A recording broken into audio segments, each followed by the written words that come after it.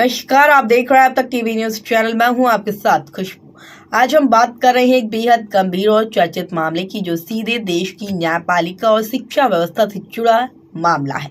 Supreme court of India में चल रही उस सुनवाई का जिसमें एनसीईआरटी की 8वीं कक्षा की किताब पर सवाल उठ गया है। दरअसल एनसीईआरटी की सोशल साइंस की किताब exploring society India and beyond फरवरी 2026 एडिशन में एक ऐसा चैप्टर शामिल किया गया जिसमें न्यायपालिका को लेकर भ्रष्टाचार से जुड़ी कई बातें लिखी गई हैं।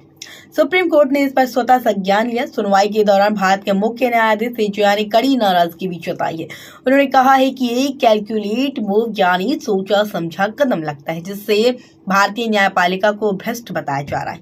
सीजेआई ने यह भी कहा है कि अगर बच्चों को ये पढ़ाया जाएगा तो जुडिशरी करप्ट और केस पेंडिंग, तो इसका असर पहले छात्रों, फिर अभिभावक और पूरे समाज पर पड़ेगा।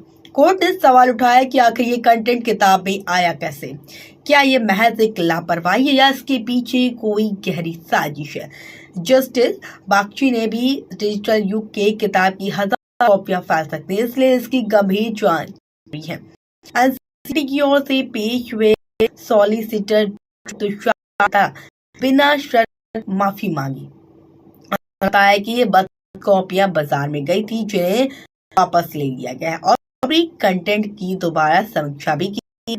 उन्होंने ये भी कहा है कि दो लोगों ने ये चैप्टर तैयार किया है, वो भविष्य में यूजीसी या किसी मंत्रालय के साथ काम नहीं करेंगे। लेकिन सुप्रीम कोर्ट ने तुरंत माफी स्वीकार करने से भी इनकार कर दिया है। बता दें, कोर्ट कहा है कि ये तय करना है कि माफी वास्तविक में या नहीं। साथ ही बताओ नोटिस जारी किया गया। सख्त आदेश दे दिया है कि किताब की हार्ड कॉपी और सॉफ्ट कॉपी, चाहे वो स्कूल, दुकान, ऑनलाइन प्लेटफॉर्म पर हो, तुरंत हटाया जाए।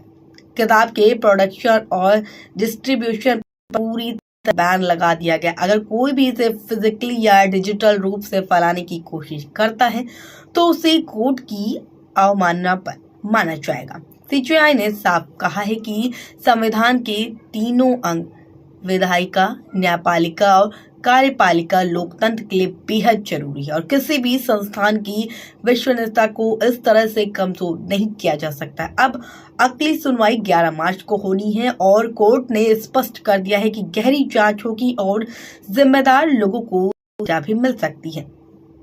ये मामला सिर्फ एक किताब का नहीं है, बल्कि देश की संवैधानिक संस्थाओं की साख और बच्चों को दी जाने वाली शिक्षा की विश्वसनीयता का है। आगे क्या कार्रवाई होती है, इस पूरे देश की नजर इसी पर बनी हुई है। फिलहाल इस पर आप क्या कहेंगे? कमेंट बॉक्स में जरूर बताइए।